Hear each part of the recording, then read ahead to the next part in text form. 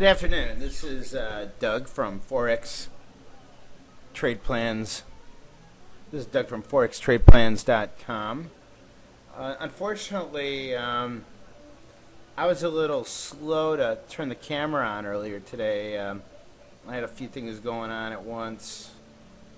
So I just thought before I exit out of this trade that I'm in right now, I'll just go ahead and do a quick video overview of the trade I did today.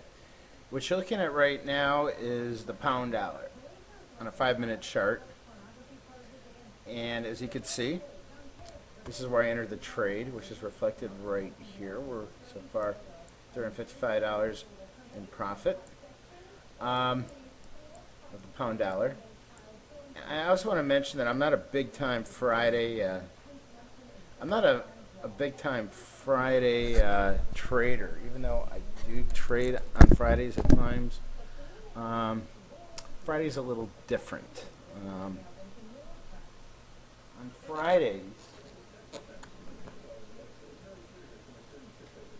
and I'm just lowering my TV. On Fridays, you have a lot of traders that are just exiting positions. So if in fact you were up in an uptrend all week, Friday, that uptrend may very well turn into a downtrend, because all the traders that were in that uptrend all week long, if they didn't already exit out of their trades, usually they're going to exit on a Friday, especially at this hour, 3:50 p.m. Eastern time. All the the European traders, they already exited out around noon, between 11 and 12. So now there's just a few American traders left in the market. So there's not really a lot going on, but what they're really doing is they're exiting positions. When you're in a buy, when you exit your position, to exit out of a buy, it's technically a sell order. The market really doesn't know what we're doing. It doesn't really know that we're exiting. The market just knows that they look at it as a sell order. When you're in a buy and you exit, it's simply a sell order. So the market doesn't really know it's an exit. It's just a sell order. Because to get out of your buy, you obviously have to do a sell. Anyway, you probably all already know that, but I just thought I would mention that for this brief lesson I'm providing you with. Usually on Fridays is a good day to fade the trend for that week, if in fact there was a trend. So if all week long price is going up, up, and up, or all night long price is going up, up, and up, come Friday, they're going to exit their trades, their buys, and it's just going to be a bunch of sellers hitting the market, causing the market to fall. Anyway, let me go over this. I'm going to go over this with you for a second, what I've done. This is a weekly chart, and price did reach the 5 EMA, which is an area. It actually reached the 5 and the 144 and the 13, okay, which is all right here. Can't see it that well. I'm going to zoom into it. Okay, here we go. This is my 5 EMA. This is my 144 EMA, and this is my 13th EMA. Very powerful area of resistance, dynamic resistance. If we look here on the 1-hour chart, we reach the daily R2. That's a reversal pivot point, by the way. And on the 4-hour chart, we see here that this is a weekly pivot points, and we wicked the weekly central pivot point. So taking all of this into consideration, and by the way, that is where I entered this trade, as you can see, right here. See, I entered it right here. This is for those of you that don't trade, use MetaTrader. When you enter a trade on the chart, MetaTrader leaves this dashed line here. This is where I entered the trade. Okay. It wasn't really the pivot point that I was looking at here. What got me into this trade was a combination of the daily R2 and the weekly central. But also, I was looking at this. See this? This is a. It looked like it was going to be a double top. I really did not see that at the end of a Friday that price was going to continue to make higher highs and higher lows. So I really expected, with all these pivot points in the way and dynamic resistance, that we really were going to double top. And after we have been in a downtrend all week, as you could see, and what, things are going to reverse? No. What happened here, actually here, price normally would have came down here, retraced, and came down and fell, which it did a little bit, but what it actually did was it fibbed going up. You know, I don't think that that was really any type of a strategy behind that, but what I really am getting at is this. The whole week was basically, or the last few days, was a downtrend. This is Wednesday, Thursday, and Friday. What happened here really was just traders exiting out of their shorts, hence it became a buy orders, and here it went back up. Anyway, take a look at the weekly dynamic resistance here. Now let's take a look at the another reason why hold on. Another reason that motivated me to enter this short was also on the daily chart. I got my 21 and 55 EMAs here. Okay, and this area here was previous resistance at one time, and then it looks like it kind of like became support, and then it became support was broken and broke resistance again. So I really thought that this would be an important area, an area where people were either going to, exit or short, take shorts. Here's my 4-hour chart. Same deal here.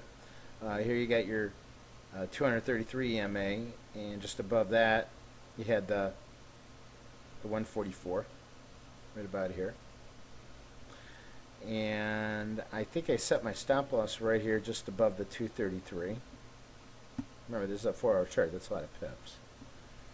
We're a little bit below the 38.2, but with this trend line that I have going down and these EMAs, I really didn't think price is going to reach 38.2. Then, of course, here's the chart. Here's the hourly chart. And this gives you a better idea as to why I entered that trade. Here's a red line. Whenever I draw a red trend line, it means that it's a line that would stand for selling. So I would expect that price to touch this line and fall. So I make it a red line. If it was the other way around, it was a support line that I would expect that price to jump off of. It would have been a green line. But here you got a red line. And as you can see, this is an hourly chart, so this goes on for a couple days. Today's the 20th, and this was the 17th here, and the 13th here. There's no way price at the end of the day on a Friday is going to break an area of resistance that just hasn't been able to be broken since price hasn't really lived above it since the 12th of May. It's been over a week, so why should it bust it now? So this is really my main this is actually where I entered the trade. This red line, as you can see, the actual trade line is right here, but it was this line. I told myself that when I set this line up before I entered the trade, and I told myself that when when price was to just touch it, I was just going to take a speculative trade right here, a short, and I was going to put my stop loss right here. And the reason I put it here is because actually I would have probably moved it up just a little bit above this candle, because this was the most recent high. Well, obviously the trade went as planned. I entered my short here, and I don't even know if I went down at all, if I had any down draw at all. It just kept falling. Now it's stalling. It's stalling because it's going on 4 o'clock. The market's about to end, and here we are above the touching the 144. quick look at the 30-minute. I use multiple time frames in my trading strategy. Right here is technically a great place to enter a long. If it wasn't a Friday afternoon, I would be all over this like a cheap suit. I would be taking along off this support line, which would have been a roll reversal, and 50% fib and moving averages and all this junk in the trunk here. This would have been a great area to enter along. And I'm sure there are some traders right now entering longs. They're not paying attention to the clock. Or you had some traders that were in a short, and they're exiting their short, and therefore price is going to jump up a little bit. But anyway, it's Friday, so now I'm going to exit out of my trades. Right now I'm going to exit out of my trades. I'm not going to continue with my trades. The market's closed. It's about to come to an end. So $454 at $10 a pip. That's 45 pips. Obviously, price fell down to about here.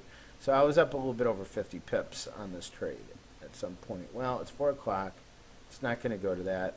So I'm just going to go ahead and close my order now. Oh! I was a minute too late. It won't let me out. All right, big deal. So I'll just keep an eye on it on Sunday. Well, listen, it doesn't really matter anyway. I mean, this account that I'm using right here is a demo account. But I treat a demo like I treat real money.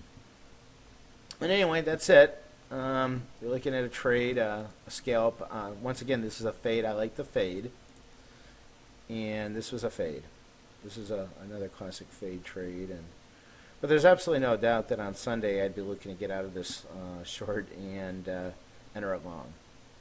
This is definitely a very powerful area of support right now, and price is more than likely to take off. Anyway, that's it for today. I'll see you guys next week. I will try to enter trades like this after I turn on the camera. My goal is to provide you with videos on trades that I entered after I start the video and exit before I turn it off. That's what I'm going to do. That's what I'm going to show you. I'm going to show you how it's done while it's happening. I'm not going to be like the other guys out there that are going to talk about a trade before it happens and talk about it after. You're going to see it in action with me. Come visit my website at forextradeplans.com or give me a call, and we'll make arrangements to teach you the strategies and techniques that I've taught myself. Have a great weekend.